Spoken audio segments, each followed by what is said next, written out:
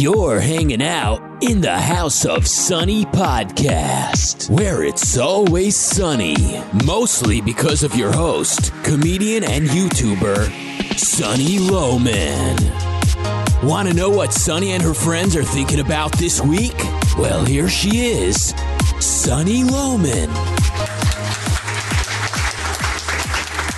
Welcome. I'm here with guest sidekick Justin Lesniewski.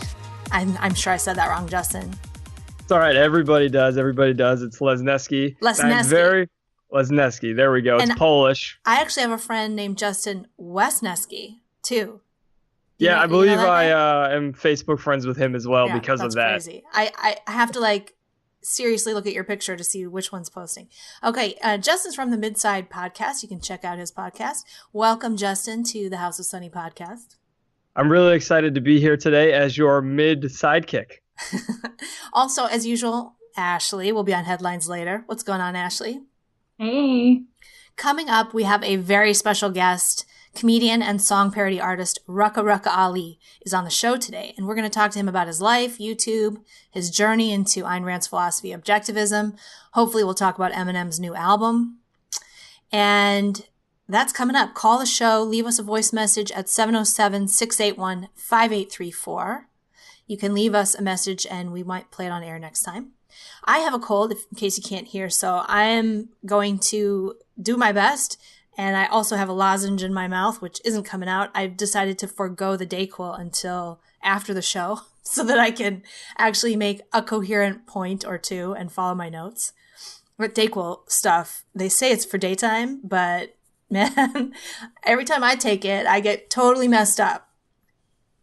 Pass out and go to sleep for 5 hours? I don't think it makes me sleepy, but it makes me insane. I can't think. Yeah, makes you loopy. I mean, I'm straight edge, so I don't drink or do drugs. So whenever I take NyQuil, I'm out in 5 minutes. And if I ever take Dayquil, I'm walking around lightheaded all day. So I get what you're saying 100%. Yeah, I'm a total lightweight. And in addition to that, I'm on prednisone, which already kind of messes with your brain. And I have found that if I even have a little glass of wine or anything, it just screws me up. I get really drunk really fast. So I'm just kind of a teetotaler now myself right now. Are you sure you don't want to take Dayquil? This might get really interesting really quickly. Well, interesting in a bad way, probably. I've ever heard of people trying to do stand-up on drugs and they ruin their careers. So. You mean Mitch Hedberg? Yeah, that never works. Well, then they die. That's the real end right there to the career. But our guest, Rucka Rucka Ali, is not one of those guys. And let's bring him on right now because we have lots to talk to you about, Rucka. Welcome to the show. Hey, thanks. Thanks for coming. You got all your Christmas shopping done? Are you relaxed? Yeah, I'm pretty chill. How about you? I got most of it done yesterday. And every year I think I'm going to do it early. And every year I'm doing it about right now. So I do have a couple more things to get today. Good. But I had fun shopping for a 3-year-old. Yeah, that sounds like a blast. It was really fun. I mean, she's that age now where you're buying things that you liked as a little girl that you remember. Yes, I do. So it's yes, not you, maybe. Actually. I remember, yeah. I mean, yeah. I'm sure you had an Easy Bake Oven, Rucka, right? Absolutely, 2. And a Light Bright. Some of these other things. Yes, I had 4 of those. Lincoln Logs? Anyone? Yeah, totally. Of course. I loved those. And now they sell them. For a while they were making those. When I was a kid, they were wooden. And for a while they started making them really crappy plastic. I don't know what they were thinking. And of course nobody played with them. And now they're making them wood again. Yep. I had Lincoln Logs made of wood as well, so I'm old school myself. Is that old school? It is. Okay. It is. That's 80s. It's very 80s, I think. Or is it pre-80s? I think it's pre-80s. I think those things have been around since the 50s or 60s. Yeah. I had the racist set, in fact. It had the There's a racist set? Yeah, it's there's it had instructions to build segregated bathrooms and stuff. It was not cool looking back. Really. Absolutely. I'm surprised they didn't have little action figures then. Oh, it came with action figures. So you could march the black people around the back. Absolutely. Right. Those action figures had some very non-flattering features, and yeah, I'm just not for it. I just want to take this opportunity to distance myself from Lincoln Logs. They're not endorsing us. I think the new version doesn't have the segregated. Yeah, the new version just has gender neutral restrooms and right. And I think it's great.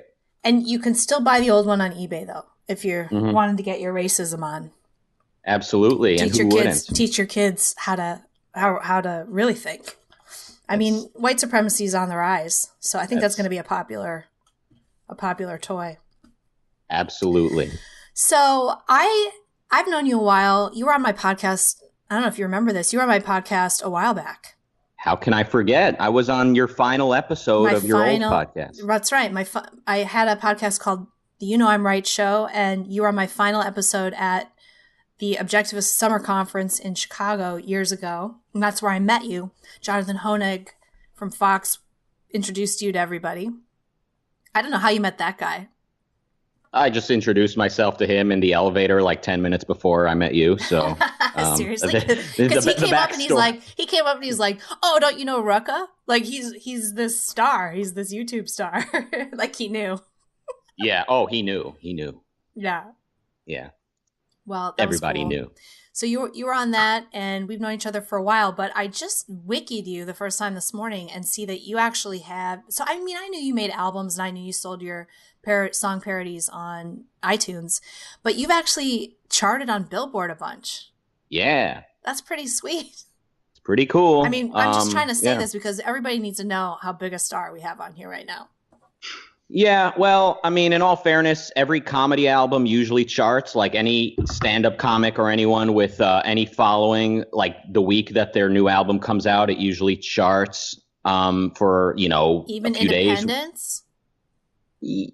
Independence? What do you mean? Well, like, I mean, all of your albums are they're all independent. Done. Absolutely. Mm-hmm. Yeah. But so things chart, and then the Billboard magazine itself, remember magazines? So the magazine doesn't actually feature the comedy chart. So I've always wanted to have an actual print, a glossy print of my album on the Billboard chart. On the regular chart. The regular real chart. But no, it's only online. It could happen. I mean, it could, but it didn't. Al Yankovic has done that, right? Well, his album charted on the actual album chart. Like his album was #1 in the world for music. So I mean, I'm just saying you can do that with comedy. You could actually you can cross over, right? You can get a big chart topper. Yeah, but the game is rigged, Sonny. Everybody knows that. Rigged against racists, maybe. That's right. That's the problem. Yeah, that is the problem. You're going to have to shed the racism. Yeah, that's what we're doing here today. Yeah. This is an intervention. You were just on the Dave Rubens show, which I watched. That was really great, and we'll talk more about that later. But one thing I learned from watching it is you do some pretty good imitations. Yeah, thanks. Do you see how much fun I was having? Yes, I did. So you're a comedian, and I want to talk to you about being a comedian and the stuff that you do and what you're working on. But do you work on those imitations, or do you just have like a natural thing? I can't say I work on them, so I guess it's a natural thing if that's the other option. That's awesome. I don't know. Like I did the Ben Shapiro, which is you just slightly get a little bit higher pitched. Love. Oh, you get married for love, it'll fall apart. Yeah. If I want love, I'll go downtown with $20. So that's. I can't wait to hear what he has to say about that. I mean, if he'll never comment on it, he'll never come anywhere near it. He'll just say, "Oh, don't be ridiculous." That's what he'll say. Don't be ridiculous. So the only impression I've never been able to do is an actual Trump impression. Like, I just wish I could, but I can't. You and Alec Baldwin. Yeah, and anytime I do a Trump impression, I make him sound like what I think he should sound like, what he looks like he should sound like, just this similar to Ben Shapiro, just kind of like this obnoxious high pitch, like, "Hey guys, hey, what is this? What is this?" Like I just make him sound like some annoyed New Yorker with a high voice, even though his voice is actually very deep. His voice is soft. I don't know if it's deep, but it's soft. It's not. Yeah, soft and deep. You're right. It's kind of high. It's kind of on the high side. Soft and deep. Are we still talking about impressions here and voices? Hey. Yeah, I did a video called Tramp where I did a really half-assed, unrehearsed. I should have practiced my, sort of Trump impression, like what would a female Trump sound like? But I kept falling in and out of the New York accent. So I'm not very proud of it, but you were actually pretty good. I saw that video, the videos. Thank you. You were surprising. I mean, not like surprisingly that you're good at something, but just who expects a great impression anywhere? And you did it well. I wish I'd worked on it because I did it as well as I could without working on it. And once you're set up and filming, that's kind of it. Like I don't want to go back and work on it and then come back to a filming day. I'm kind of lazy like that. So I just went with it, but I wish I'd worked on it. I think it would have been better. If I do Tramp 2, which I'd like to do, I will work on it. I'll make it better. But I'm really disappointed there's so many good Trump impressions out there. I can't believe they keep having Alec Baldwin back to do his, because his is one of the worst. I don't think it's any good at all. Oh, I actually like his impression. I hate to be contrarian. I've always thought he did a decent job, but this like is a I'm not yes like and podcast. Yes, and he completely sucks. I don't know why they. I don't know, who watches SNL? I know, and now someone's gonna bring up. Well, actually, SNL's ratings are higher than the last 10 years. But like, honestly, the fucking SNL is so cringe. They try so hard to like act like, oh, everyone agrees with us. Everyone who's cool agrees with us, and it's like, no, that's not really. That's not really how it is. I mean, look what happened in the last election. And I was just posting about this on Facebook, but Alec Baldwin did a video for MoveOn.org where he's basically saying Trump's going to try to fire Mueller. We can't let that happen. It was a whole spin propaganda thing where they're trying to show that Mueller is actually finding stuff and charging people with crimes, and even though there's so far no collusion, and that goes on, and then I noticed that in the SNL cold open over the weekend, they kind of crammed in that point, and they just keep trying to cram in political points into the comedy instead of like it actually being part of the comedy. And it's just pathetic. Yeah, it is pathetic. I mean, like, I don't even know about this controversy. I barely pay attention to like the daily political shenanigans. I don't even like Trump. I mean, I like him as an entertainer, and that's it. Like, he is just the absolute worst in every way that I've seen politically. But the SNL is so smug and just like the rest of, the establishment media, they make me want to support Trump. They make me want to like him. Yeah. And although they make you defend him. It's like, absolutely. And it actually makes you end up kind of warming up to him a little bit the more you defend him. So it's almost like they're creating psychologically the same condition. They're causing an us versus them thing, and you got to pick a side, and I'm not going to pick Antifa. So, there you go. There you go. Yeah. So what are you working on these days? you're still doing all the YouTube videos, and we're going to get into talking about some of those. But I know you also work on a lot of other stuff. You got another channel going on where you're doing some kind of straight commentary, right? Yeah. So, I mean, I'm always working on music. That's always, you can ask me that any day. Today, the last 10 years, or tomorrow, I'll always say I've got a new song coming, a new album coming. Let's talk about that then before we get into other stuff. Okay. Let's go back and talk about that. So let's go back. Let me bring you back. Because obviously we didn't get to talk about that on Ruben. He was like expecting. Yeah. He was like, he thought like he came into the green room, before we started to say hello, and he's all like, hey, I watched a bunch of your stuff this morning. It's awesome. The haters can burn in hell, he said. And I'm like, yeah, sure. And he's like, all right. So anyway, there are no rules, and let's just see where it goes. Like talking about the interview. And then as he's leaving the room, he stops and looks over his shoulder and goes, so I'm guessing you brought your copy of The Fountainhead with you. And I'm like looking back at that. What does that mean? No, he had no idea I was going to, like, that within 10 minutes, I would just be hammering him and telling him that, like, the whole anti-social justice community is heading towards right-wing nationalism. Like, he had so, like, I mean, looking back, like, I didn't mean to catch him off guard. I genuinely thought, like, he knew exactly who he was inviting on, but obviously most people don't know. They haven't even seen that. that side of me. That side of you. Yeah, that side of you is not obviously as well known as the other side. Yeah. But I mean, looking back at the interview, he looks like he's having a blast. So I feel great about it. But at the time, I felt a little bit like, is this uncomfortable? Like, is he? At the time, you couldn't tell. He regretting? Yeah. I mean, I was having so much fun that I didn't care about anything else. Yeah. Like a day later, I was thinking back and I was like, oh, did I kind of like? Did he?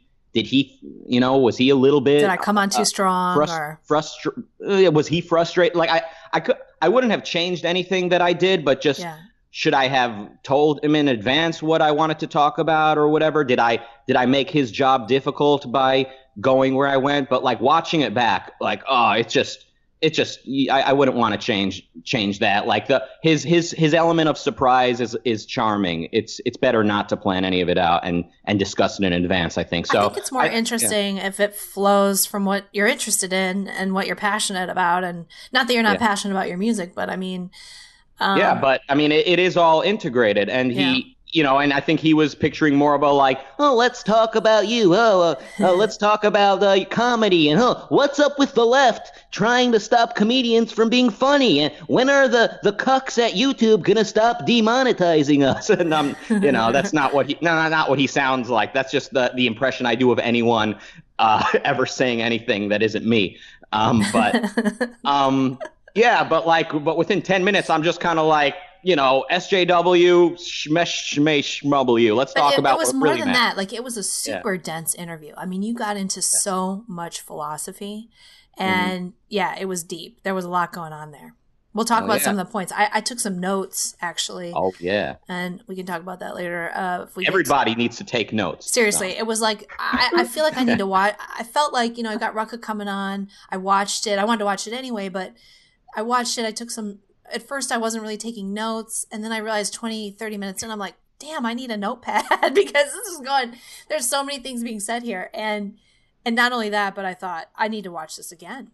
But I didn't get a chance. Anyway, your hair looks amazing. So you want to give a shout out to the person who's styling your hair because it's like the greatest haircut ever. Thanks so much. That honestly means more than anything else you could have said. Like hair is, my hair is wavy. It's hard to manage sometimes. My stylist, his name is Ralph Iovieci or something. He's doing a good job. Bald guy. He doesn't even have eyebrows. He has that disease that makes you lose all your hair.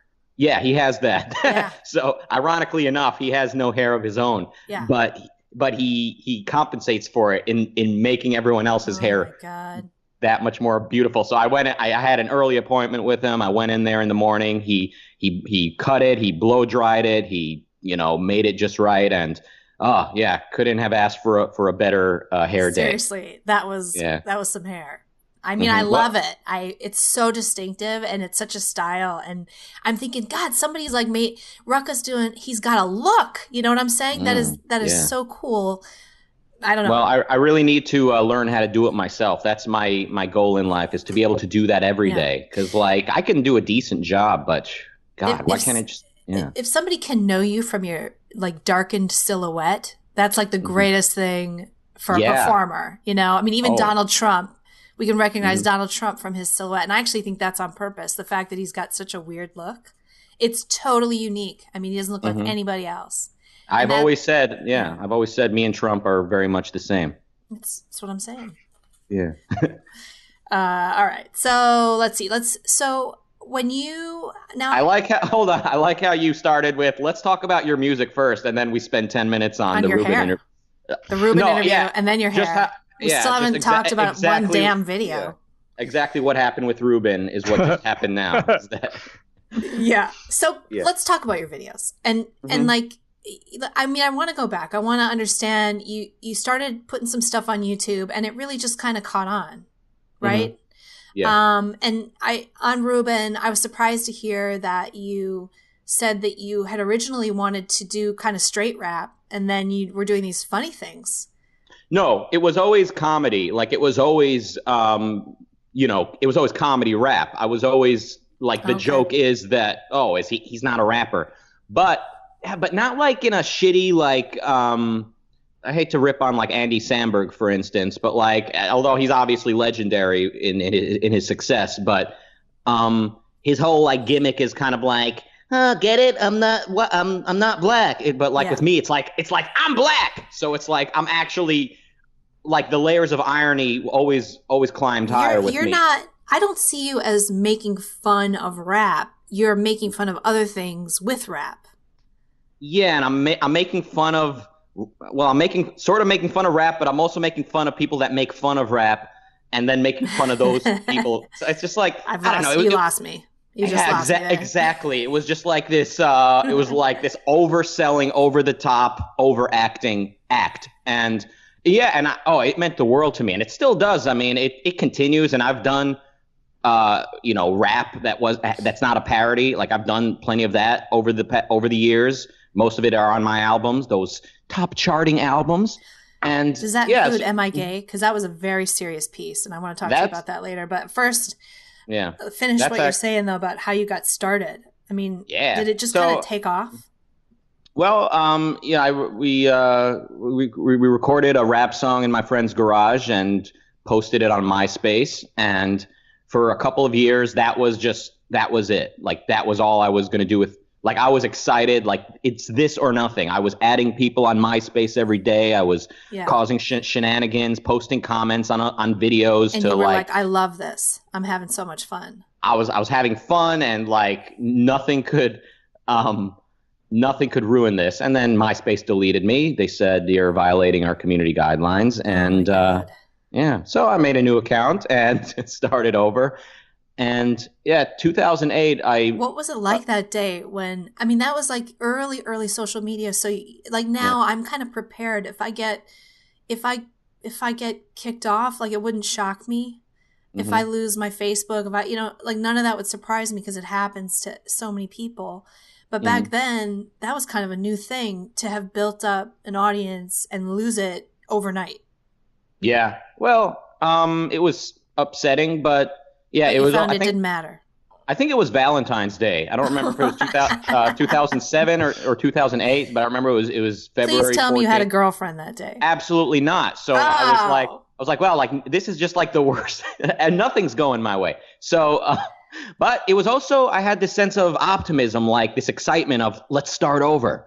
Really? Like fuck the world. Absolutely. Am I allowed to say fuck the world on your distinguished program? So I started over, and it was like exciting, and it was adding people again, and some of the old faces were showing up again, and it was cool. So and it was like now you're kind of like undercover, like you're underground. And absolutely. It gave me cult status, even if it was a very small cult at the time.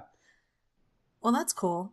Because you're pretty fatalistic about it now. I mean, you've lost some YouTube channels too, right? Yeah. I'm surprised. I mean, the people that they kick off there. I put up one of these podcasts before it even uploads. It's demonetized, and I don't know what their algorithm is for that. Like they're just pulling something out of the title or the tags, and I'm trying to be really careful with those so that I don't use words that trigger them. But not that I make any freaking money on there, and the ads don't really matter. But in terms of getting kicked off, like I don't know what you have to do to get kicked off of YouTube. I don't really know that many people have been totally kicked off. I mean, you've done YouTube. It. Yeah. Well, YouTube used to be a lot stricter, I guess. It was weird. I don't know. Like you had like the Southern Baptist, Westboro Baptist posting their parodies about how God hates the fags, and they were actually, neutrally speaking, they were pretty good parodies. Those guys, they're pretty talented. That's funny. Considering how many bad parodies. I mean, yeah, they're probably still out there. I mean, look, they're not excellent parodies, but they were surprisingly well written. Okay, and so the words were well written. Was the production good? I mean, coming from me, I would say, yeah. Most of my videos look like some child made them in 2006, so I can't really criticize them professionally. Do you do all? I mean, I know you don't. You have help. You have some people that you outsource some stuff to now, but do you have all those skills? The videos I do myself, other than the ones that are clearly produced professionally, like the animated ones, or the Mario one. Am I Gay? The Mario one was that. yeah. Well, that one I was a guy named Olo from Mexico. That's pretty awesome. How'd you find him? Through Maddox. So he was already but what was I just talking about with the well, hold on. Oh yeah, so the Westboro Baptists weren't being deleted. So I was like, what the fuck? Like these guys, they get to stay on YouTube, but YouTube's deleting me. Like these guys picket funerals and like ruin people's lives every chance they get. And yeah, like my stuff that's clearly an exaggeration, clearly a joke, is getting deleted. So I don't know. Like there was never any rime or reason. YouTube, I've always said still that way. They still don't know what they're still inconsistent. Yeah, but like today they demonetize stuff more often than they delete stuff, which to me, like, so coming from my world, it's just kind of like, yeah, demonetize away, better than just deleting it altogether. So yeah, they actually deleted one of my videos just the other day. Did they? Which was weird. Yeah, Parody and the TSA. So this was a parody I came up with back in like 2009, and it's always kind of been on the back burner. And finally, I finished writing it, and I produced the song. You know, I released it on YouTube a couple months ago, and they deleted it. So it's interesting. Why do you think? What was? Because it's a 2009 parody. So the staff were like, oh, this should have been released and deleted in 2009. So let's get rid of it. I mean, it's a great parody. It's about, you know, working at the TSA and just harassing the Arabs and a little bit of a little bit of a. Where can we get this? It's out there. It's out there. How do we find it? Seriously, I mean, when they delete it, what do you do? Because you just put a ton of effort into this, and you like it, and the invisible hand works in mysterious ways. I would just look up my catalog. I mean, listen, YouTube used to delete entire channels of mine, and they still would if, you know, I have like 5 different channels. Right. You know, if I get a strike on one channel, I just leave it alone. Gotcha. So, yeah. Gotcha. Okay. So it's out there. Party in the TSA. I just want to demonstrate for people kind of like, I mean, your lyrics are super clever. There's a video, I'm racist, and I just wrote down like a little section, and like this made me laugh so hard because it's like a meme, you know, where there's this delay.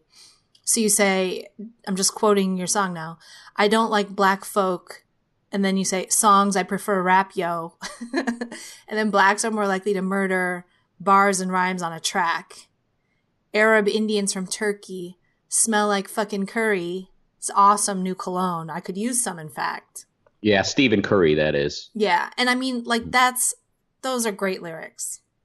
Thanks. Lyrics. Well, I try. So let's talk about Am I Gay? Okay. Because this is like a music video. This is a filmed music video. You did it this year. And tell me about it. Well, so I actually remember where I was when I came up with that. I was actually at Ocon a couple years ago in Seattle, and I was talking to my friends, and I was like, you know, like coming here is always like, it just fuels me. It's like, it's fuel. And then I was like, not like the band, you know, and I was like, wouldn't it be funny if like the band just walked in when I said that and started playing their song? In my hands. So like that, like put the song in my head. And then like the next morning, you know, I'll go to the gym. Cause listen, when you're the boss, there are no vacations. So went in to do some cardio, and that's always where and that song was running through your head, and that's where you're also thinking about how gay you are? Yes. So I wrote it and then produced it, and it was on my album, which came out only a few months later than that. And then finally, a few months ago, I linked up with my friend Foxy, who is an editing genius, and also he brought on board his director friend Phil. So the two of them together directed this. Well, not his cameraman Phil, rather. So Foxy directed, and he, along with Phil, shot the video, and Foxy edited it. And this guy, he is just, I mean, as you can see, it's industry standard. Yeah, it's like a professionally shot music video, and you have all these other actors in there, or you know, friends of yours or whatever, and it's really well done. It's really well done. It's funny. Thanks. Yeah, not only the production quality, but the editing. You know, the memes, the way it's depicted is just the guy. He's got the meme gene. He's got. I mean, doctors call it autism, so but give me an example of that. Oh, like just the way it cuts from like one shot to another, and the zoom in on certain things. There's this moment in that video where the wind blows this guy's vest just slightly open, and you see his nipple. Exactly. There's the meme. Like that shot, I laughed out loud. Like, yeah, that's it. So that's what I'm talking about. It's just it's a quick little shot. The wind just kind of blows the vest aside, and there's a nipple. Yeah, I mean, the stars aligned, and that the wind blew right at that very moment, which gave us the meme. Yeah, that's great. Yeah. So when you do a song like "I'm Racist," what are you making fun of? I mean, do you feel like it's that layers of parody still, where you're making fun of so many different things? Because sometimes I can't tell if you're trying to go after people who are racist, or if you're trying to go after people who are making fun of these people for being racist when they're not really racist, or or everything, or like all of this junk that we're always hearing about and dealing with. Well, the ambiguity is part of what makes it work, I think. But I mean, ultimately, it's just what's funny. It's just what's funny to me. And like somebody once told me about my Trump song, the first Trump parody that I did.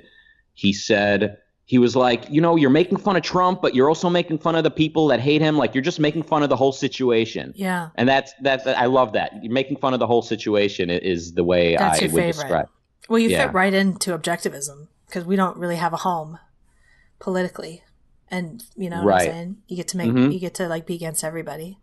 I would like to see more of that. I would like to see objectivists distance themselves from everyone and That's funny, because I would like the opposite. We'll talk about that. Well, we can talk about that if you'd like. Yeah, let's talk about it, because I think it's a good question. I mean, what do you do? How do you do it?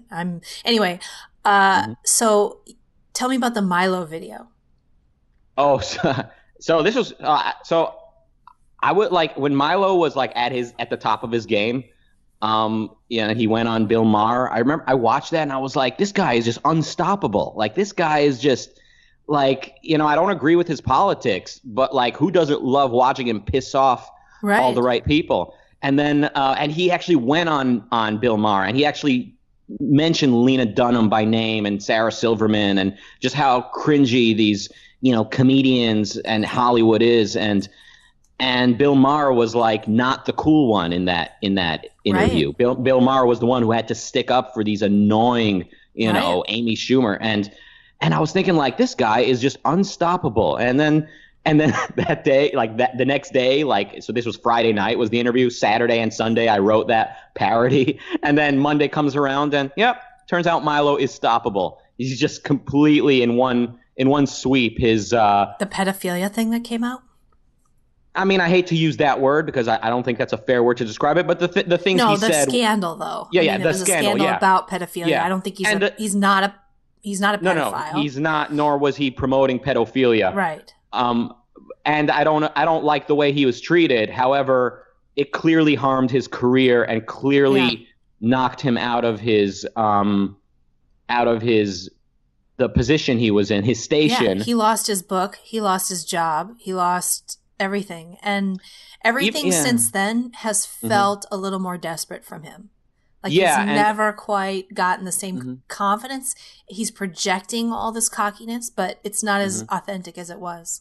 Right, and I don't think losing his book deal was negative per se, but I think these are the times when you notice who actually stands for something and who doesn't. So Milo's whole shtick was pissing off certain people, and in many cases pissing off the people I want him to piss off.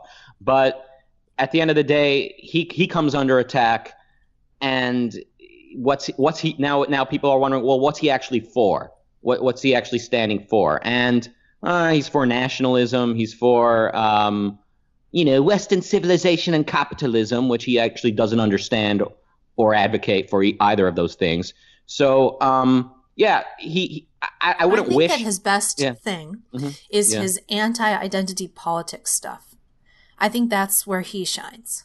He does, but then he certainly doesn't push away people that are focused on demographics, that are focused on the birth rate of this population versus that one. So his, I think he's often great, but not great enough. And Yeah, look, So you got this parody video of him up. Yeah, so I had this song written, and like then all the shenanigans went down, and I just ended up putting it away. So but 3 months later or 4 months later, however long it was, I just said, you know what? I love this song. I love this parody, and it looks like Milo is making a bit of a comeback. So he had a good tour in Australia. It looks like good. How long does it take you to do a video? I mean, obviously you're getting ideas all the time, and maybe you write stuff. But like, let's say when you know what you're going to do, what's the actual work process? I would think it would take a long time. That's a lot of editing. I don't know. It depends on the video. You have to do Photoshops. You have to do, you have a lot of work. Listen, so it depends who you ask. Some would say this is the easiest editing they've ever seen. Other people would say, oh, how'd you do that? So it sounds like you're the latter. You're like, oh, how'd you Photoshop Kim Jong-un's head? I know how to do that stuff. I think it takes me, I feel like it's freaking tedious as hell. And it takes me a long time to... It can be. I enjoy editing videos because I don't need to listen to the actual song while I'm creating all these pictures and lining them up. So I get to listen to some House of Sunny or whatever. You don't have to listen to the song because don't you line it up to change as the song changes? Well, yeah. Well, lining them up only takes a second, but while I'm collecting pictures or editing them, that's the part where I get to listen to whatever I want. So I love that I get to consume content while I'm doing this busy work. So it's a lot of fun. All right. So that's what I enjoy. I enjoy editing the videos. Recording the songs is very draining because mustering up that kind of energy, especially when I'm alone. I'm not in a studio with the producer and with the entourage all sitting around. I'm alone at home, and that takes energy to muster up. So people don't realize what it takes. I mean, for like when I was doing videos, I'm doing like maybe 15 minutes of recording that comes down to a 4 or 5 minute video, but the energy that it takes to get that out is a lot. Like being on video is hard. It's hard. It's funny. I never knew that before either, but it is. Or even a podcast. I mean, by the end of my hour podcast, I'm kind of exhausted because you just have to, it's mentally you have to be on, but not just that. You kind of have to have that spark in your personality during the whole entire thing. And you don't do that in your normal life. That's not how people act. If they did, you wouldn't have any friends. People would be so sick of you. Well, I'd like to do that. I'd like to be on 24/7, and that's my goal. Cocaine. is to come to life every minute of every day. Well, cocaine. And, that's why people like that shit. That's my plan. So we'll find out how that works out. Oh my God, you'd be so annoying. We'll see. So one thing that I feel like you and I have in common, I don't often, I guess, see in another person, white person, is you don't seem to have white guilt. I wouldn't really consider myself white. Like as I got into on the Rubin interview, I grew up in Israel. I was raised Jewish. I was very much raised with this sort of victimhood. Kind of like all I heard about was the Holocaust. All I heard about was persecution over the ages. So I don't. And so that's why you don't have it. You don't even think of yourself as white. And also, living in a war-torn country as well. But then I moved to the U.S. and now I am seen, I guess, as white. But I don't know. I mean, I've always just seen myself as just me, right? So, I think. How did you avoid then getting how old were you when you came over here? 10. So you went through. Were you in private school? Yeah. So maybe that's partly it. You weren't necessarily you indoctrinated still, with the Sonny, same stuff. You're still looking at it in terms of we're shaped by our environment, but obviously, I think that even kids can question what they're being taught, and yes, they can. But culture matters, and you do get it can seep into your soul, and it does more often than not. I think it takes a lot of intellectual independence to resist the constant hammering. And of course, it's worse now than it was when I was a kid. But I had the benefit, actually, of growing up in a very urban, very mixed neighborhood. So for me, it was the same thing like what you just said, where I just always thought of myself as me. It wasn't like us kids didn't think about race. We didn't talk about it. It wasn't a thing. You hung out with people you liked. That was it. Yeah. And so as I got older, and then they started to say stuff to us like, oh, you know, your friends are oppressed. I'm like, what are you talking about? Like, this is my neighbor. We do the same stuff. We have the same teachers. We have the same everything. It's bullshit. And so I just never accepted it because it went against what I saw around me. But there are people that I grew up with who totally accepted it. I don't know why. A lot of people, in fact, the majority of people that I went to school with accepted it. So why them and not me? I don't know.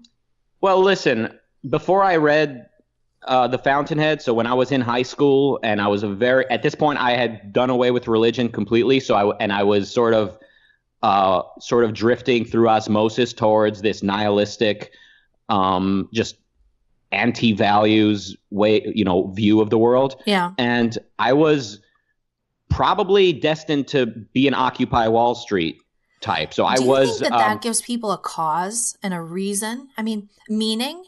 I've been thinking about this. Like, I feel like the youth, it gives them meaning to be, it feels like a moral cause, even though it's nihilism. Yeah, it absolutely does. But I looked at things through this prism of, race. Like, the white man is responsible for all the problems in the world, and every other culture outside of the West is inherently, pristine and innocent, and, the white man shows up and fucks it all up. So I did have, I guess, what you'd call white guilt, because I wasn't coming at it from like a Jewish perspective. I wasn't saying I'm separate from this. I was saying, the white man is a piece of shit. And you were not a white man. It was the other guy. Well, really, I mean, if anyone would have had the intellectual integrity to sort of question me on this and really back me up against the corner and say, well, but look at you. But I just, I was obviously so unintegrated. I thought I could both be anti-white and not kill myself at the same time. I thought I can stand for one thing and live by another. I think a lot of people are like that. Like, I mean, there's a lot of people these days who carry around this white guilt, this kind of almost self-hatred. And they're trying to figure that out. It's just the strangest phenomenon to me. Well, it's not strange to me because I arrived there through my own journey for a time, and it's not just white guilt. It could be male guilt. It could be cis guilt. Male guilt at this point. Ultimately, it's Western guilt, and what makes the West guilty is its individualism. So ultimately, it is a war on individualism. Everyone needs to be in a box. Everyone needs to be part of a larger collective. And you're either part of the good collective or the bad one, but you're anything but an individual. That's just the conventional way that people look at it. Yep, sure is. So you said on Dave Rubens' show that Eminem was a big influence. Have you listened to his new album? I haven't yet, but I will. So much white guilt. Ugh. Yeah. So much white guilt. Well, it just came out on Sunday, didn't it? Yeah. Have you listened to it, Justin? I have not yet. I also grew up on Eminem and was a big Eminem fan. And for myself, it was very disappointing when he came out with that cypher, he called it, on the BET Awards. Because he was always, and Rucka, maybe this is how he influenced you, but growing up for me, he was always counterculture. And he was always saying, like, this is what's wrong with our society, and this is how it shaped me. And he had his different personalities, Eminem, Slim Shady, Marshall Mathers. And that showed how it created who he was in different ways and how he was responding to that and rebelling against it. And now he's done a complete 180 and he's completely virtue signaling and pandering in order to stay popular and relevant. And it's just really disappointing for me to see that one of my heroes, who is a genius, has stooped to that level, basically. Well, I mean, I definitely love his work, his early funny stuff, and then his Recovery album in 2010 was just also life-changing for me. This is why people need philosophy. This is why if you don't think things through critically, you do end up with some cause that doesn't really make a lot of sense. But I mean, the backlash against Eminem it doesn't really stand for very much. To me, that's also a lot of virtue signaling going on. A lot of the people telling him, oh, look, I don't like Steve Bannon. I'm glad somebody's calling him out on BET or anywhere. Like I don't like the apologists for Steve Bannon. I don't like the dismissal of the anti-Trump whatever. Like I may not agree with Eminem over what it is I dislike about Trump, but I don't know. I'm not really on board with the whole backlash against Eminem either. But yeah, most of it is coming from there. I mean, even people. I mean, everybody is saying the album sucks. It's not just like people on the right or whatever. Yeah, I'm hearing. I mean, and I'm not really a big judge of this. I'm a little bit of a judge of this, but they're just saying it's kind of bad in general. It probably is bad. Against this is. I mean, inspiration does require you to be introspective and honest, and this is why philosophy is more than just an abstraction. That is the key point. I read a review of it where the guy was saying like there's this moment and there's that moment when he gets real about this in his life or that in his life, and those are the moments. He's like, but why are we having to dig for these moments? And I think that this is also kind of killing comedy right now. Is all the politics is making people self-censor, and even maybe like you said, not introspecting, but not even really knowing what they think because they're not allowing themselves to think outside of what's acceptable and allowable. Mm-hmm. Oh yeah, absolutely. I mean, people say that comedy is dying because of political correctness. I think comedians are genuinely out of material. This is what they believe. What you hear is what you get. They have nothing edgy to say. A lot of them. The women get up there and they talk about how lonely and miserable they are. The guys get up there and they talk about how Trump is Hitler. Like they have that. This is what they got. Yeah. The punchline is Trump is Hitler. I mean, it's like, right. Yeah. And I mean, if you look at the evolution of somebody like Amy Schumer or Sarah Silverman, I mean, those two women are very, very funny. And I mean, they've inspired me for sure. I love both of them. But they have changed. I mean, now Amy Schumer can't tell a joke that isn't self-deprecating and gross. She can't tell a single joke that isn't about that because it's the only safe place for her to go. Now that she's a feminist icon. Again, this is the importance of, moral values. Once she became a feminist, that's just the prism with which she sees everything. So she met some 16-year-old fan, I think. I think he won a contest and was allowed to hang out, be her date to an event. I don't remember the exact context, but a fan of her, a teenage male fan, tweeted a picture with her saying something like, I bet this isn't the first time anyone said they've spent the night with Amy Schumer, some dad joke. Yeah. And she tweeted back at him I get it because I'm a slut, right? All your comedy is slut comedy. What the hell's wrong with her? Everything she says is about what a big slut she is. All her movies are about what a big slut she is. But oh my God. And instead of apologizing, kind of saying okay, you know what? I was caught off guard. He's obviously a fan. He's obviously a kid. And it's obviously a joke. She just doubled down. And that's all anyone is doing is doubling down on this. So SNL and Sarah Silverman and all these people, it's like the more uncool they get, the more they double down and just keep on trying to laugh it all off and get it, guys? It's no, we don't get it. You guys are cringe. This all started for me. There was a pivotal moment in comedy when Joan Rivers died.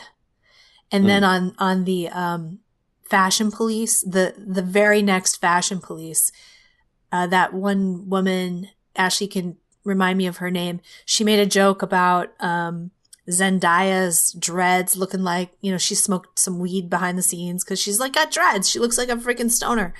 And is it Kelly Osbourne? No, it wasn't Kelly Osbourne. It was the pretty one, who married the Trump winner, the Celebrity Apprentice winner. You don't know her name? Juliana Rancic or something. She and she ended up losing her job. Had to apologize for making a remark about a girl with dreads smoking weed because that was now racist. And you knew Joan Rivers was dead because Joan Rivers would have been like, are you fucking kidding me? She never would have put up with that. And we're losing all of those types of comedians because even, I don't know. And now it's all just this kind of, it's so dumbed down. And the punchlines aren't even real punchlines anymore. Yeah, look, it's hard to picture how someone like Joan Rivers would be reacting to what's going on if she herself would come under fire and what that would look like and how she would respond to it. Find a way to get rid of her. I mean, Ruben brings up George Carlin a lot, how George Carlin is spinning in his grave. And like, honestly, I've been paying attention to this stuff for a while. And like back when Don Imus came under fire for saying nappy-headed hose, like, you know, it was outrage. And, you know, Keith Olbermann brought up Al Sharpton onto his show and just gave him the most softball interview ever. Didn't challenge him whatsoever. Just kind of said, okay, so Imus said nappy-headed hose. Yes, that's right. Okay, and you got him fired. Yes, I did. That was pretty much the gist of the interview. And where was George? Where was George Carlin? George Carlin was alive at the time. Where was he for that? And then I saw Carlin go on Olbermann himself and just kiss his ass and tell Olbermann. Oh yeah, he was telling him, he wasn't talking about culture. He was more talking about like politics and the war in Iraq and all this stuff. But he was saying, this country is moving in such a negative direction, and you're telling it like it is, and that's why I love your show. This is Carlin speaking to Keith Olbermann, and Keith's eyes are wide open. I mean, and this is the cringe I've been dealing with forever. So like when everyone acts like the SJWs are this new thing and that, where's George Carlin when we need him? I mean, where was he when we needed him? And, and honestly, again, it's like it is all or nothing. They're not the most philosophical. I mean, again, we're talking about performers too. But there definitely was a time when performers used to be freer they weren't self-censoring as much. This SJW thing, I mean, I definitely feel like things changed under Obama. He got elected and you couldn't make fun. Nobody made fun of him. I think at the beginning, a few people made fun of him and they were called a racist, and then it just died. And it's been every year getting worse since then. There's a huge difference between comedy pre-Obama and post-Obama. Yeah. And I enjoyed my monopoly on making fun of Obama. That's right. And I continue to enjoy it. But comedy, and racism. I mean, nobody will touch these topics. Like if you will and you're a comedian, you are. I really think this is an exciting time to be a comedian, actually, because while that's dying, now if you are actually willing to go there, I mean, that's a great thing.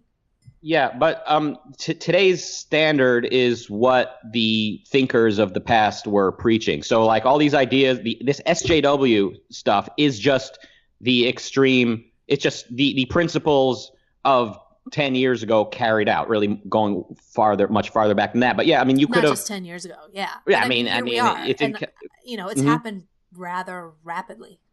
I mean, yeah, it does seem to have sped up and just kind of snowballed, absolutely. Yeah. But I mean, this has been in motion for a long time, so there's no such thing as. I think it's better that it's going faster. I think the faster it goes, the more, and I think the reason that you have this kind of drift out of the left, like the Dave Rubens of the world, is because it did go fast. Things got really crazy and hostile, and anyone decent on the left is going, whoa, what the, like, this isn't what I think. I don't want to shut people down. I don't want to stop talking. I don't want Antifa. Yeah, well, I love Ruben, but he seems to want to go back to a time when it was just Don Imus who was being nailed to a cross. Right. And so, I'm saying, no, give him a break. You have people come to their own evolution. You can't he's not just going to wake up one day and get it all. I mean, obviously, I'm not. Look, you and I don't always agree, and we agree. So, like, obviously, I don't expect anyone to agree with me completely. But this whole anti-social justice crowd, they just want to go back to the good old days of the 2000s or the 90s or whatever, whenever it was before all this chaos. And I'm saying the 90s and the 2000s are what got us here. That's true. These ideas went unchallenged in the universities and in the media and in the culture, and everybody sat around while the Young Turks were calling people racist who didn't support Obama, and CNN announced that Romney has a war on women. Remember the war on women? Yep. Can you imagine like the anti-social justice people today reacting to that meme? This Sargon and all these guys. If CNN declared a war on women on the Republican side, there'd be massive backlash. But this a few short years ago, CNN and the media announced there's a war on women, and only everybody conservatives. Yeah, only conservatives, only religious, mostly conservatives, like guys like Hannity were pushing back against it. And guys like me, I didn't want to align myself with him. I mean, I wasn't a political commentator anyway, but part of why I wasn't a political commentator is the only that people was your who choice. Yeah, it's like the only people pushing back against this stuff are dorks, and I don't want to be a dork. I don't want to be, mistaken for a religious pain in the dick. So, yeah, I'm definitely happy to see that there's kind of more of a selection now that, that edgy people are pushing back against the left. But like I said, like I told Ruben, the question is not what you're pushing against, but what are you for? Where are you going? And unfortunately, I don't see it really ending anywhere positive, but who knows? Life is full of surprises. Life is full of surprises. What's your thought? I think there's some good signs, you know? I don't know. I mean, this could be a podcast in and of itself to just talk about the state of the culture and where I think it's going. And everyone has their own prediction. So it gets complicated. It's so freaking complicated looking out at the world and trying to take all of this into account, these movements and what's happening and where it's going to lead. It's hard to say, but I'm encouraged by some things. I'm not as afraid. I don't get as freaked out by this, nationalism that a lot of objectivists talk about. I think there are forms of nationalism that are bad. I think some of it is good. Some of it is kind of that American sense of life that Ayn Rand talked about. And I see it as a positive backlash against the left's censorship and the left's nihilism.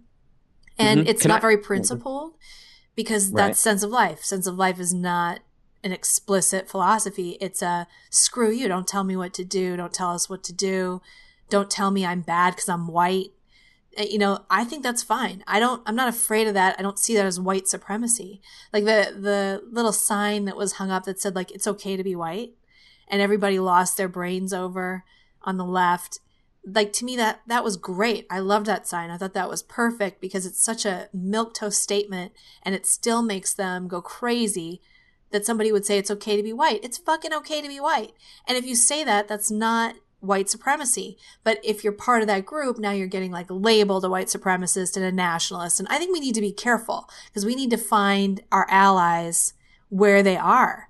And people with this American sense of life are our allies. Culturally. I really have to pee. Can I can I run and do that real quick? Yeah, are you serious? All right. Yeah, I'll be right back. Okay. I guess we'll have a pause here. Oh, we're pausing? Okay. Yeah, I mean, normally I don't edit my show. Maybe I'll just keep it running. We'll goof on him going pee. I don't really have much to say. That's not very edgy humor talking about someone going pee. I mean. Right, it's just your typical thing. Yeah. It's your typical joke, like a Trump joke these days. A pee joke. You think he's pooping? I don't know. Let's time him. Let's time him. If he gets back here in 2 minutes, then we know it was just a pee. Can we hear anything? Listen. I don't hear anything. I don't hear anything either. So I'm assuming we're cutting all of this out. I don't know. I don't edit this podcast. This podcast gets sent to a producer, and I have to pay him if I want him to go through and like edit segments and stuff. And so I keep the cost down by saying just add the bumpers. Plus, I like the live aspect of the show. This is fine with me. We'll just keep recording it. We'll just keep it going. All right. So, well, I mean, this is like a production note, but since it's whatever, it's not being edited anyway. Do you want us to like butt in more if we have something to say during this interview, or? Yeah, butt in. I mean, we're almost done. He's basically going pee at the end of the show. Well, we're gonna do headlines still too, right? We're gonna do some headlines. In fact, when he gets back, we'll just jump into headlines. We've been doing this podcast now for 59 minutes. It's a 60-minute podcast. So when he gets back, we'll do headlines for 10 minutes and then we'll cut out. So. All right. Can I make a point before we go into headlines? Yeah. All right. I wanted to say something, but I didn't want to say it when he wasn't here because I think it's important. All right. Well, is this about what we were just talking about? Yes. Yeah, definitely. I feel like everything. we could talk for another hour about. We've talked a lot about culture and YouTube and his videos and stuff, which is all really interesting. I feel like we could do, as objectivists, we could do an hour on the state of the culture and politics and disagree about a bunch of stuff and agree about a bunch of stuff. But I don't know that that's the most interesting content for your average user, your I'm average back. listener. Hey, Hey, Feel bad. that sorry. was definitely a pee. We were guessing if it was a poop, it'd be a 5-minute break. Yeah. If it was a pee, it'd be a 2-minute break. Really So I want to be sorry. clear that they were doing that. I wasn't doing that. Oh, I was thinking, Justin, what an asshole. Unless Yeah, I you have, unless you have a problem, then it could be I a deeply 2-minute. personalized that one. Mm-hmm. Yeah, so I don't know if you were keeping the podcast going or if you paused it, but I'm really sorry to be so unprofessional. Anyway, so you were saying, and I do think this is interesting. I think this is what is exciting is disagreement. And look, there is something very positive about Trump. There is something positive and there's something negative. This whole anti-SJW thing, there is something very positive. There is a sense of life. The whole, I don't know if you're familiar with Gamergate, a bunch of gamers. Yeah, I'm familiar with that. Yeah, like they got pissed off. They were being called racist. They pushed back and sexist. against the feminists. They pushed back.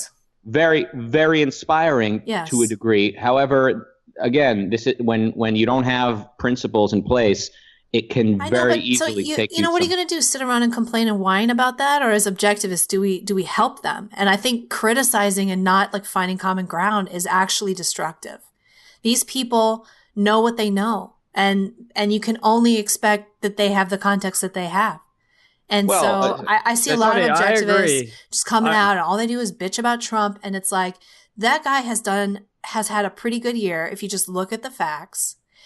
Do I like the fact that he's a little – look, I did not like him. I did not – when he won the primary, I was depressed for a month. I find his character to be suspect. I expected him to get into office and not fulfill a single promise. And I have been pleasantly surprised. Did I get my Obamacare repeal that I desperately want? No. Am I mad about that? Yes. But I got, a lot of other things. And you can't expect him. He's not an objectivist. He's not even a Ted Cruz. He's, Donald Trump. And there's something that you get with that. And anyway, I think the bonus that you get with Donald Trump that you don't get with any of the other Republican candidates from that primary is the pushback on the culture for the PC stuff. And I think that is actually, in the end, going to be really positive. And it could result in better candidates in the future who have now, like, the stigma's off. No one's going to be as crazy as Trump.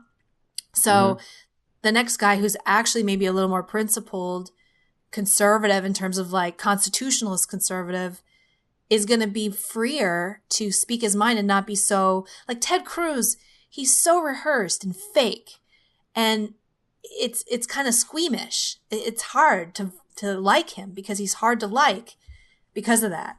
But he's like that because that's the environment of the PC politics where the right has had to just bend over for 30 years or has bent over for 30 years.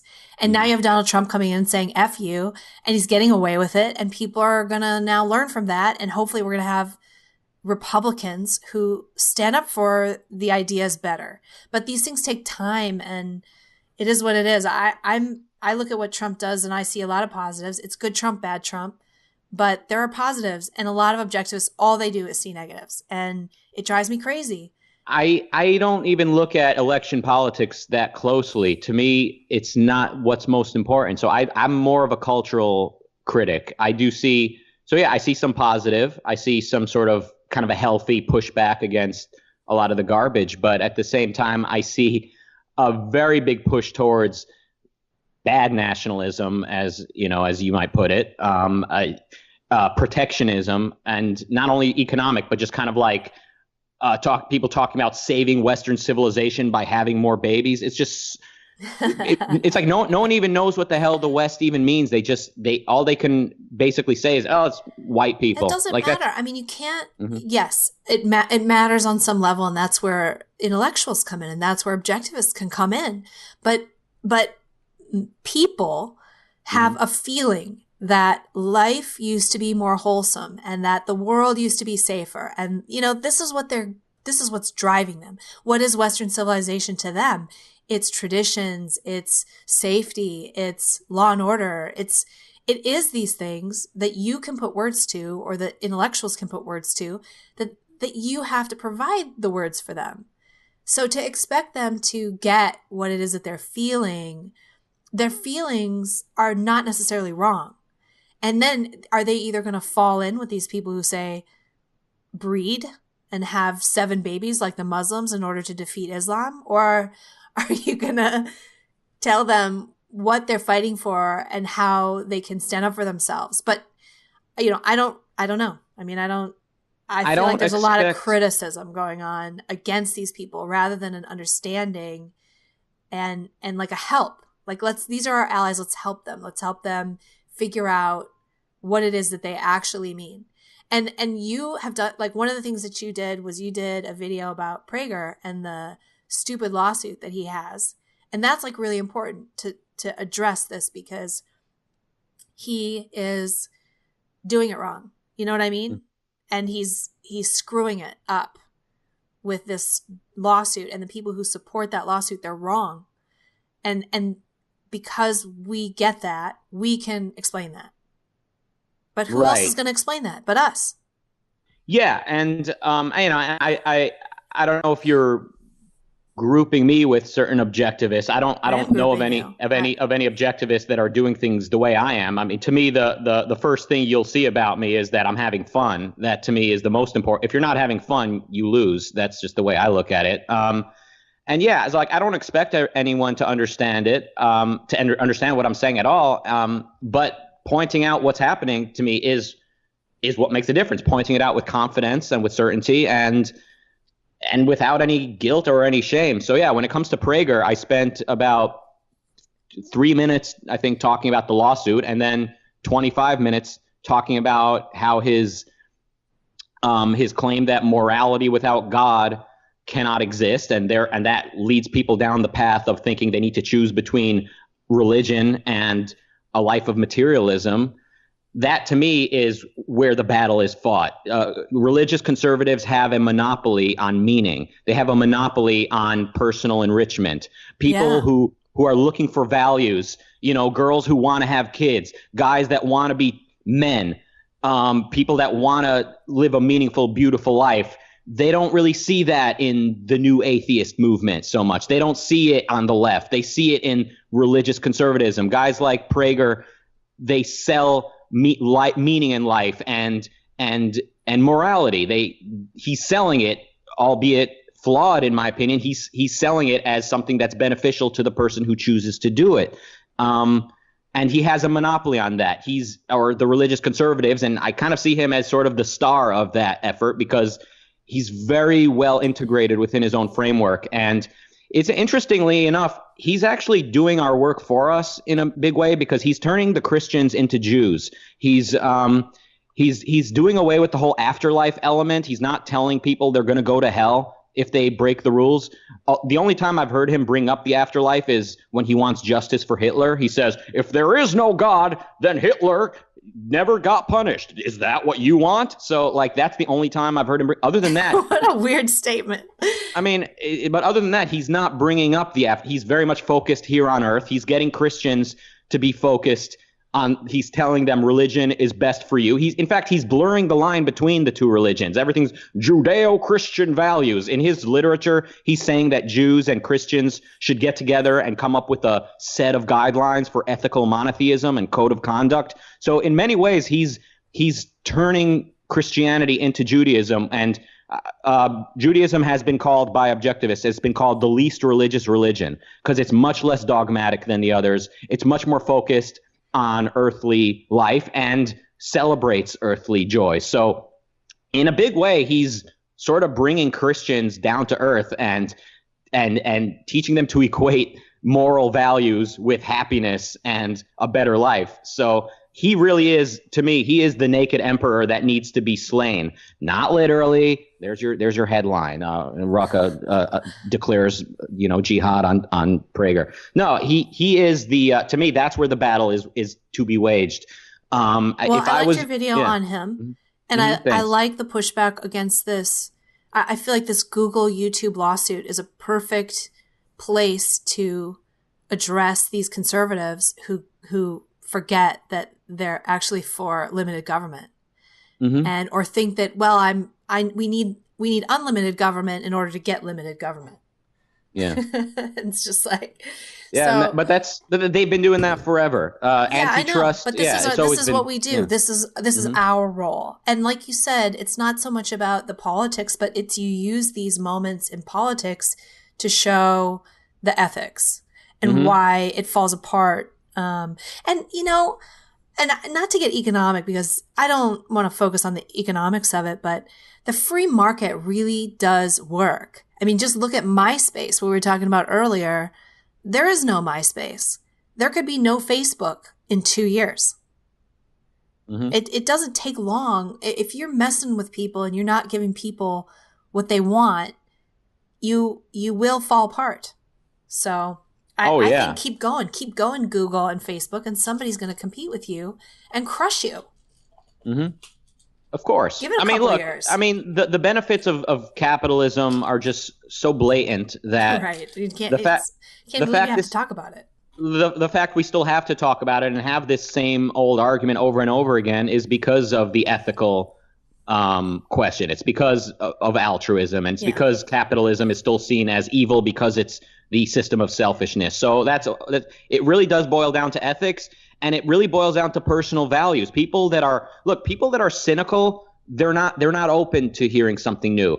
I used to say, if only we can get Ankar Gate to debate with Sam Harris and convince him that free will does exist, it'll all work out. No, people that are cynical, and I'm not saying Sam Harris per se is cynical because I don't know him, but people that have made up their mind that there is no free will, or even like on the libertarian end, you've got these cynical libertarians that they look for any chink in Ayn Rand's armor, any proof of her hypocrisy in her personal life to say, pursuit of values is bullshit. See, even she couldn't do it. It's just an economic thing. Forget about the whole, artistic side. Forget about the elation and the spiritual side of it. Spirituality isn't real. And so libertarians can be just as cynical. So cynical people are not open to this stuff. So it really is, I think, the ultimate crowd, although I always cringe at discussions of how to spread objectivism, but if we are going to do that, the people to reach really are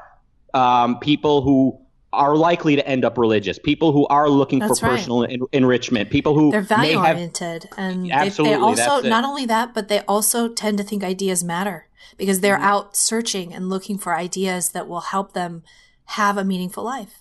Absolutely.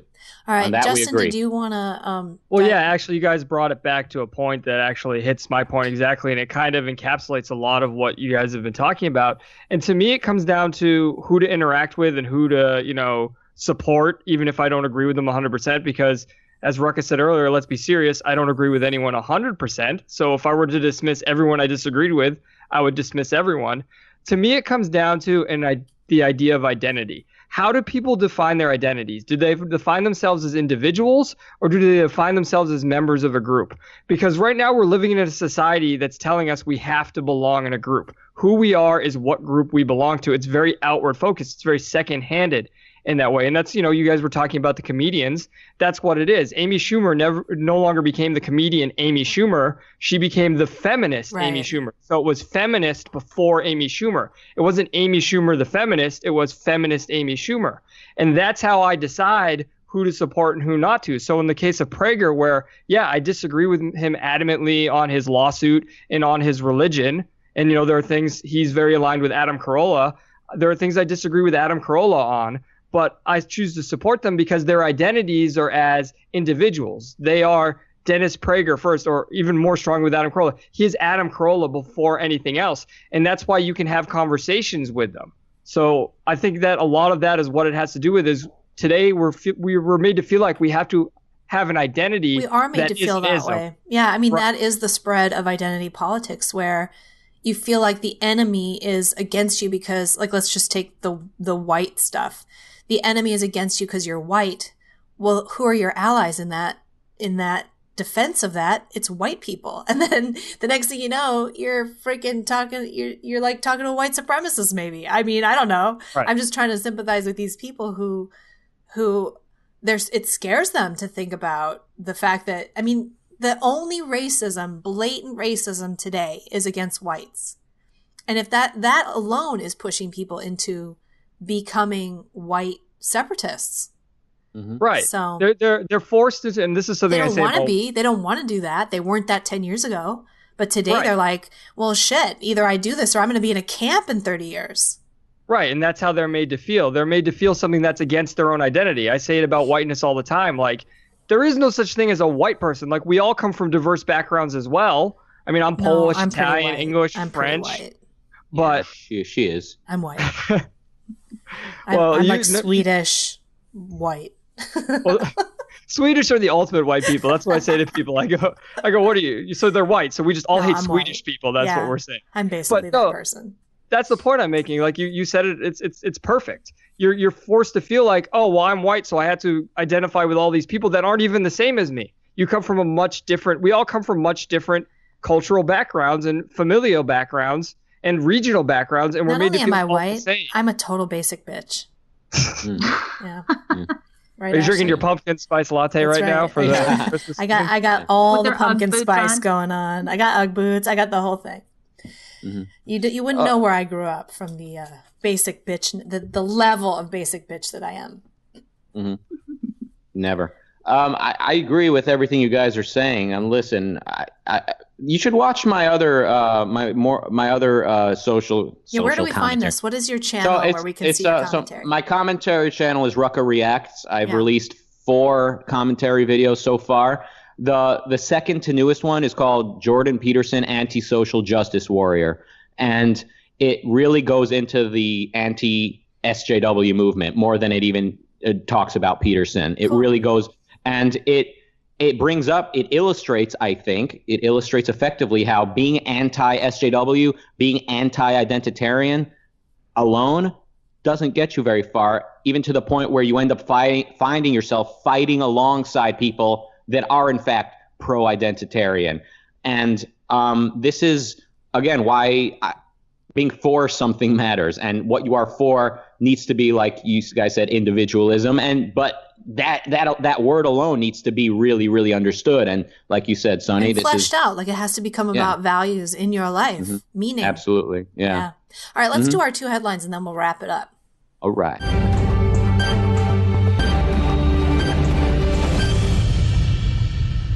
All right. K-pop singer Kim Jong-hoon found dead at 27. I don't I'm know. sorry, I shouldn't laugh. Guys- The guy committed suicide. But Aw. his name, you guys. Kim Jong. Is this part of your Hyun. whiteness, your basic bitchness that you're laughing at this, Sonny? I probably. Yeah. Probably. I blame it on the pumpkin spice. This poor K-pop singer committed suicide because life as a K-pop singer is hard. Anyway, no, it's very sad. He was only 27. But I was reading his name and I thought, is that a joke? That was his name. His name was Kim Jong-hyun. Wow. Very, very common name in Korea, I'm sure. So. Oh, yeah. Very sad. Yeah, the 27 Club. I'm telling you, it's everywhere. It is a thing, isn't it? Every hemisphere. Yeah. Weird. Yeah. Weird. Be careful out there, all you professional entertainers. Don't Just wait till make you're it to 30. 28 Just make Yeah. it to 30. or 28 at least. 28? Is that all Yeah. it takes? Just Well, you know, it's another the 6 months, he would have been safe from all this depression. Absolutely. Poor guy. Yeah. He was cute. Mm-hmm. So if that's your type. Young Korean boys. Mm-hmm. It's a good thing you're a woman saying that. Jesus. Yeah. God, you could have had a Milo moment. Hero. Oh no. Did anyone read the suicide note or the translation of it? Yes. Translation. I mean, I What guess did it say? I read 2 quotes from it. But go ahead, Justin. What do you know about it? Well, I found another article where somebody translated 100% because I tried to go to Instagram to read it and it was obviously all in Korean. So that's how white I am. But no, it's very interesting to me because just What, someone you don't in the speak public. 325 languages? No, I That's do not. so I'm sorry. white. I know it's so oppressive of me to not understand every language in the world out there. It's just I'm such a bad person. Okay, so But- what did it say? Fortunately, someone translated it for me because I'm white and people translate things for me to English because of our supremacy here. It was very interesting to me that we see this with a lot of stars, and this sort of translates across cultures, obviously. But this idea that he felt like he was suffering and no one could see him. So here's someone in the public eye that is forced to not be himself. Yeah. To the point that he was suffering and just he had to. That's what he felt like his solution was. That even though everyone saw him, nobody knew him. And I mean, I think this goes to what I was just talking about when we're saying like, what's your identity? I mean, his identity was he wasn't himself, and it led to the end of his life, because if ultimately you give up and abdicate your own identity to be known as a group or just like an image, you've destroyed yourself. And that to me is what the ultimate danger is here. I think That's it's the more sadness. too like today with the social media, and it's happening on social media with kids.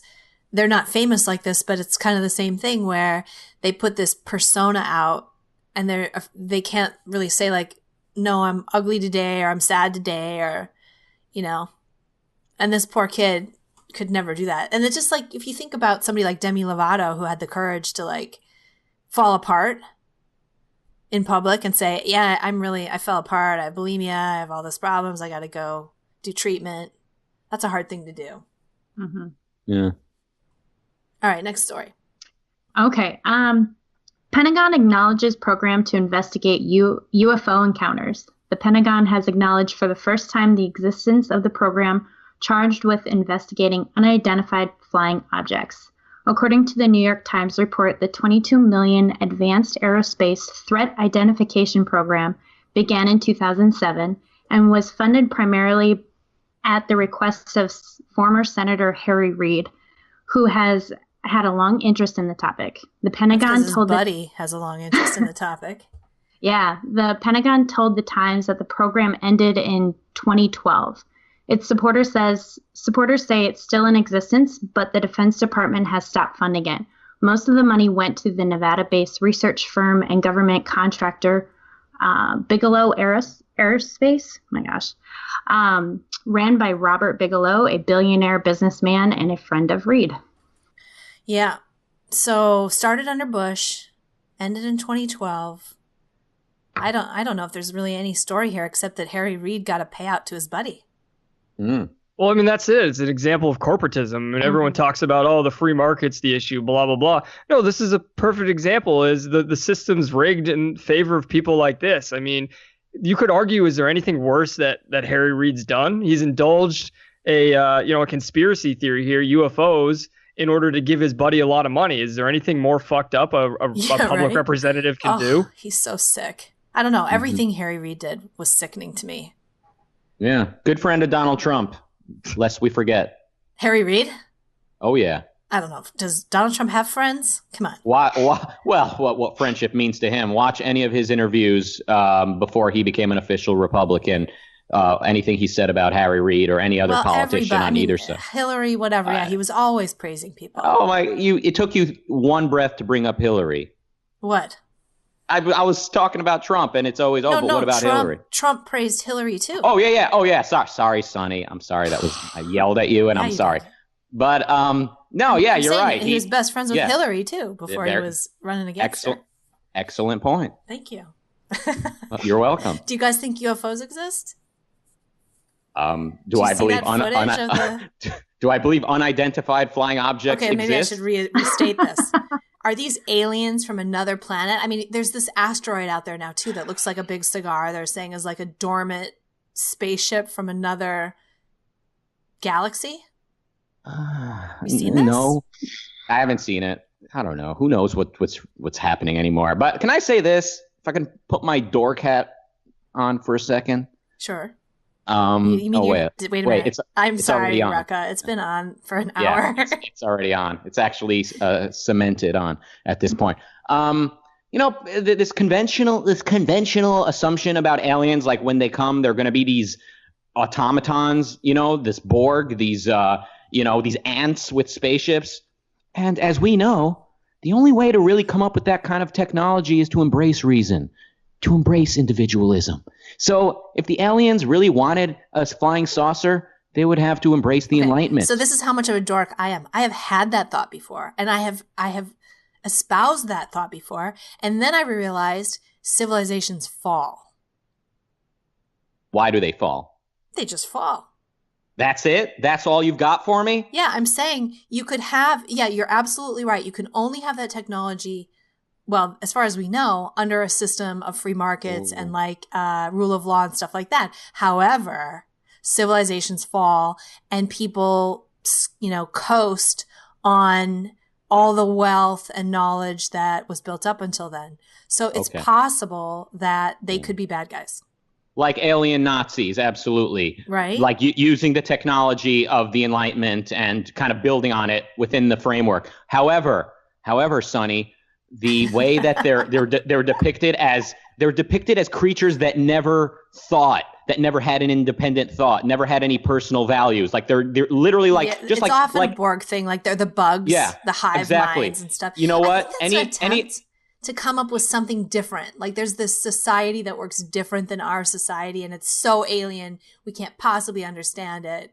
I think that's where that comes from. And I think it comes from the fact that that's the way we see ourselves as our intellectuals and our as we evolve, we'll be more connected to some sort of universal consciousness, right? That's what they say, and they say that that's what civilizations. They just, like when you said civilizations fall, I was like, but what causes them to fall? And I was fishing for ideas, philosophies, contradictions, whatever. But the conventional view is technology comes along. What brings goes it up along? must come down. That's what I say. It's just this ongoing evolution. Just that people are just driven by some invisible force. So that's the way these aliens are depicted as well. That they're just they have no personal value. Listen, if aliens did get themselves to the point where they can travel all the way over here from wherever the hell, and they're here just to wreak havoc and just to hurt us and just destroy us for no reason other than destroying us and sucking the water off of our planet, if that actually is the case, they will be very neurotic. That was a really good Tom Cruise movie, by the way. Yeah. Where they sucked the water off the planet. Yeah, good stuff. Yeah. No, I'm with you. No, yeah, they would be neurotic. You would have conflicted aliens wondering, wait, why are we doing, So, yeah, the way they're depicted as just these ants. You might even have, in the middle of them sucking the water off the planet, you might have a rebellion and a resistance against the oppression of the Earthlings that would save all of us. You would have suicide. You would have all types of bizarre behaviors going on. They're not going to depict that in a movie. Well, no, they're not, because Hollywood is full of lies, Sonny. Hollywood ignores alien suicide. They don't understand. They think it's not a big deal, but we're bringing attention to it. All right, that's it for the show today. Thank you so much for being here, Rucka. It was really fun. This was a lot of fun. Thanks, everybody, for listening. The show is fan-funded. If you're enjoying the show, please consider becoming a patron over at patreon.com/House of Sunny. Next week, our guest is hopefully comedian Steven Cruiser, doing a rain check from his missed show last week. And in any case, we'll do some kind of end-of-year retrospective next week. All right, that's it. Bye, guys. Yeah, that's it. Oh, wait. I just said that's it. I thought we were already done, like off air. Oh, no. Oh, whoops. Now we are. So. Thanks for listening to the House of Sunny podcast. Go check out Sunny on YouTube at her channel, House of Sunny. Everything Sunny does is fan-funded. And because she's likely to get kicked off and demonetized on every platform at some point, please support her over at patreon.com/House of Sunny. Become one of Sunny's elite squad and have access to behind-the-scenes footage, t-shirts, special events, and more.